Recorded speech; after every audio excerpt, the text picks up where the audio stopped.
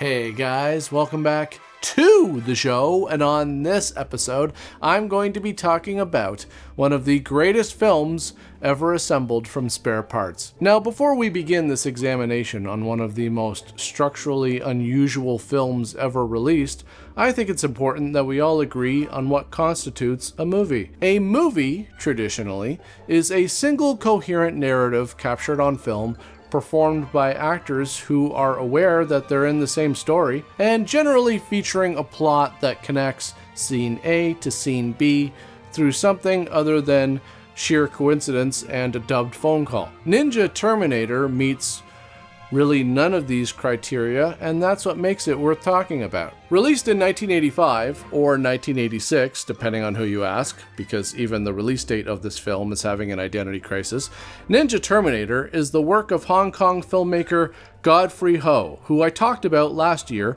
with his film Robo Vampire. Ninja Terminator contains two completely separate storylines that have been Frankensteined together through dubbing and willpower. Watching it is like channel surfing between two movies and someone telling you it's the same show. The film is constructed by splicing roughly 20 minutes of newly shot ninja footage into an unrelated 1984 South Korean crime film, dubbing the whole thing into English with a new storyline, and selling the result as a single coherent movie. The film stars Richard Harrison, who once turned down a fistful of dollars and recommended Clint Eastwood for the role, a decision he called his greatest contribution to cinema. After his footage was recycled into dozens of Godfrey Ho's ninja films without his full knowledge or consent, Harrison left Hong Kong and returned to the US, where he slowed down on his acting work and eventually quit. I cannot overstate how much this production process broke a man who handed Clint Eastwood the keys to Hollywood and still considered that the less damaging career choice. This video is a critical commentary on the film's production methods, its place in exploitation cinema history, and why its specific brand of incompetence accidentally produces something approaching outsider art, depending on who you ask. So, to critically engage with Ninja Terminator, you first have to understand the production system that created it, because the system is the film. More than any individual scene or performance, the thing that makes this movie remarkable is the method behind it. Godfrey Ho began his career as an assistant director to legendary Shaw Brothers director Jung Cha, and worked alongside a young John Woo. This is kind of like learning that the guy who created the McRib once trained under Julia Child. Working with producer Joseph Lai at IFD Films and Arts, Ho developed what I'm going to call the cinematic turducken method. The process worked like this. IFD would buy bulk international distribution rights to cheap, unsold, or unreleased martial arts films from South Korea, Taiwan, Thailand, the Philippines. These were films that had no international prospects. Ho would then shoot roughly 10 to 20 minutes of new footage featuring Western actors in ninja costumes. Then he'd splice his new footage into the purchased film, dub everything into English with a completely new storyline, and slap a title with Ninja in it on the cover. Ho used many different pseudonyms throughout his career, and from what I could find, by my count, he directed nearly 70 films this way, and directed as many as 160 films in total. So the thing about this movie is it wasn't really made so much as it was manufactured. So judging it by normal cinematic standards is like judging a collage by the standards of oil painting. The most critically significant thing about Ninja Terminator is its structure, because its structure is a direct product of its production method. The source film they used for this production was a 1984 South Korean film called The Uninvited Guest of the Star Ferry, and it contained 0 ninjas. More than 50% of Ninja Terminator's runtime comes from this Korean film. The newly shot ninja footage and the Korean source material are stitched together through what I'd argue is the defining formal innovation of Godfrey Ho's career: the inter-film phone call. Characters from one storyline pick up a phone and call characters in the other storyline. They never appear in the same shot.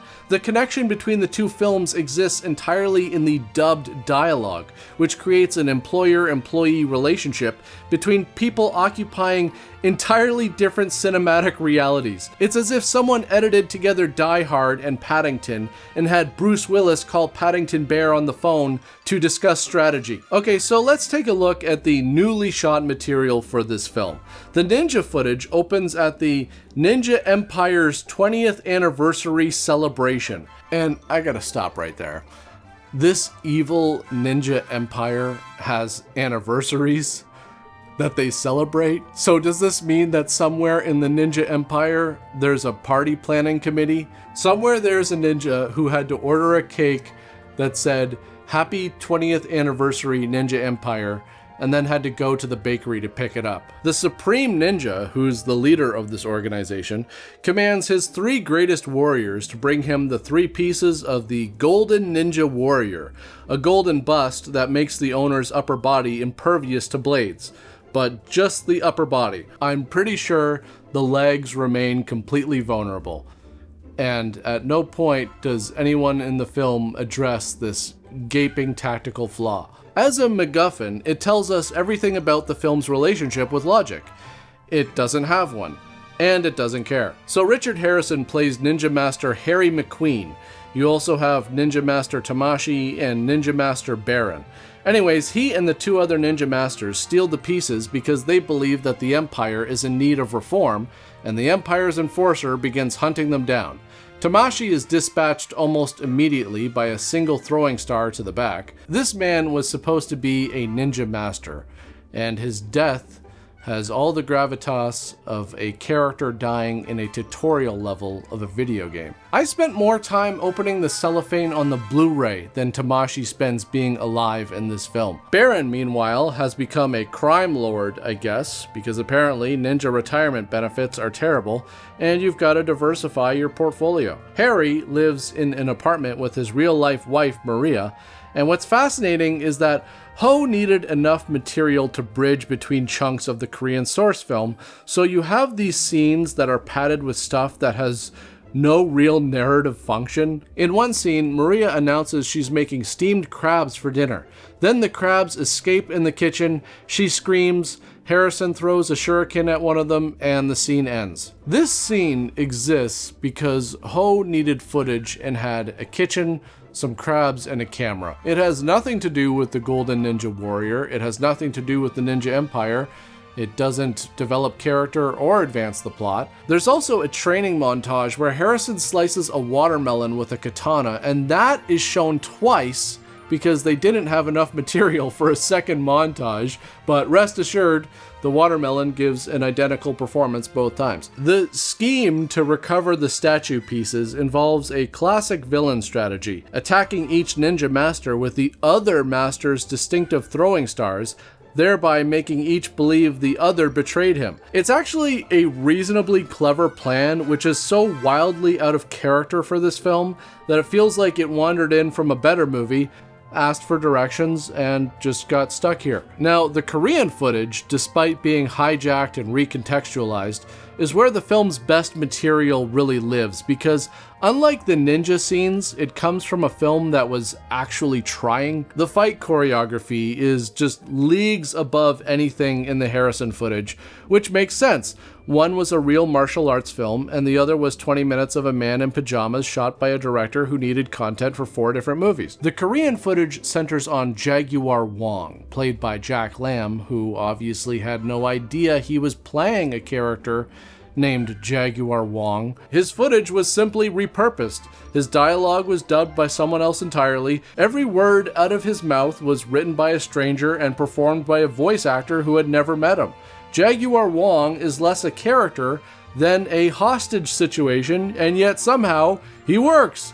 The man's screen presence transcends the fact that he's been kidnapped by a movie he was never in. Now, I feel this really raises some interesting ethical questions about authorship and consent in cinema that Godfrey Ho's production model just bulldozes right past. But I have to say, the fight scenes Lam performs are awesome, and there's some genuinely hilarious moments, like when somehow he manages to escape being tied to a chair, or when he kicks open the trunk of a car, kicks a guy into it, and kicks it closed. And there's also this scene with a drug deal for some reason, and I like how the bad guys shake the empty briefcase to really show that it's empty. Like, it's not enough to see that there's no money in the briefcase, you gotta shake it too, just to make sure that there's no money hiding in the cracks or something like that. So I guess Jaguar Wong is employed by Harry and is tasked with protecting Tamashi's sister because she's his only lead to finding the Golden Ninja Warrior. Hwang Jang-lee, the 9th Dan Taekwondo Grand Master who plays the villain Tiger Chan,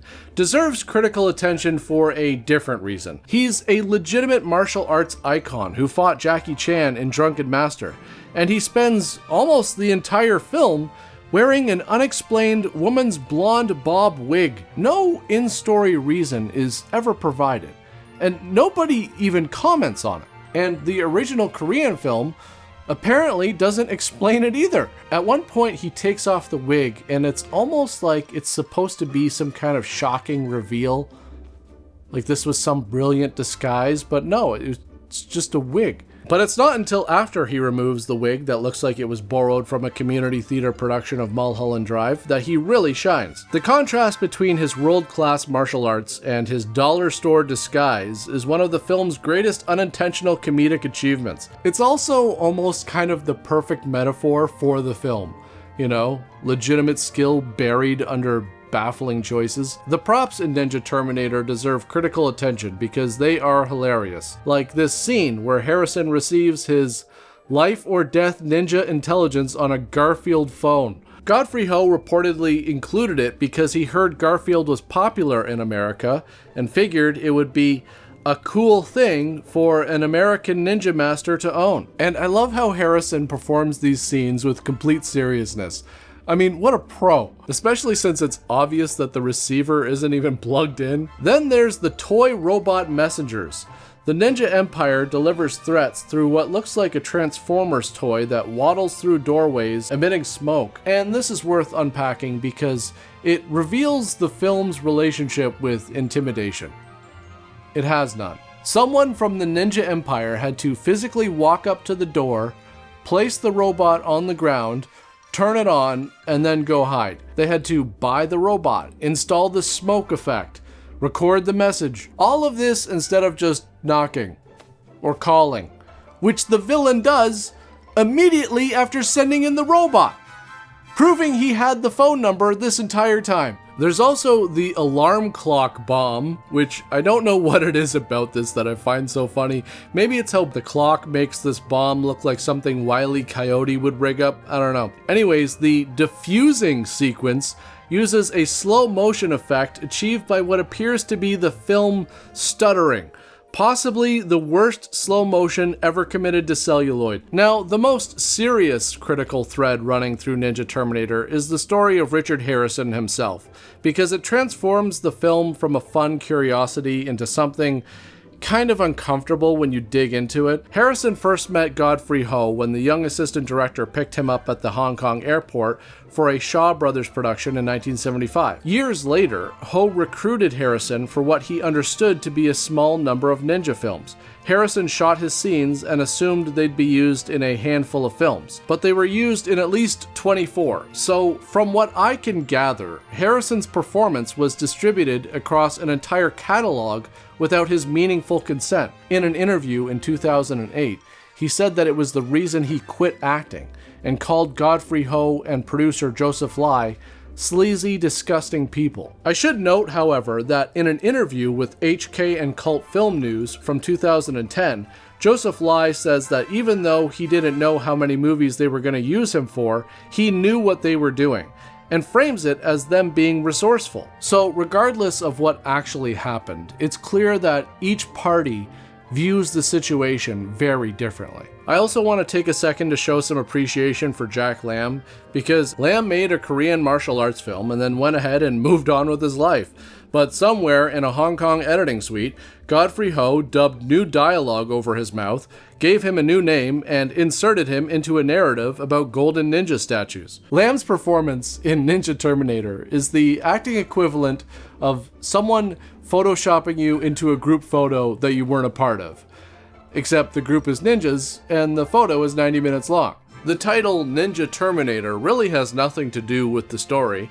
Ho knew that the Terminator was popular in America at the time, so he decided to use that in the title to try and help sell the film. The film's journey from VHS obscurity to legitimate preservation is itself an interesting story. Originally released direct-to-video by IFD, it circulated through rental stores, bargain bins, and eventually gray market DVD transfers. In 2025, Neon Eagle Video released the first authorized North American disc, a 4K scan of the original negative. So a film made for nothing out of someone else's film, starring an actor who didn't know he was in it, featuring props from a toy store, is now preserved in higher resolution than most people's home movies. Many consider Ninja Terminator to be the crown jewel of Godfrey Ho's filmography, the definitive statement of the entire cut and paste ninja film catalog. And it has no right to work as well as it does. It shouldn't be this entertaining, but it is. And the reasons why it works, despite everything working against it, are genuinely what make it worth discussing, studying, and yes, laughing at. I want to thank all of my supporters on Buy Me a Coffee, Patreon, and my YouTube channel members. I want to thank all of you for tuning in, but that's pretty much it for this one, and I'll see you all next time.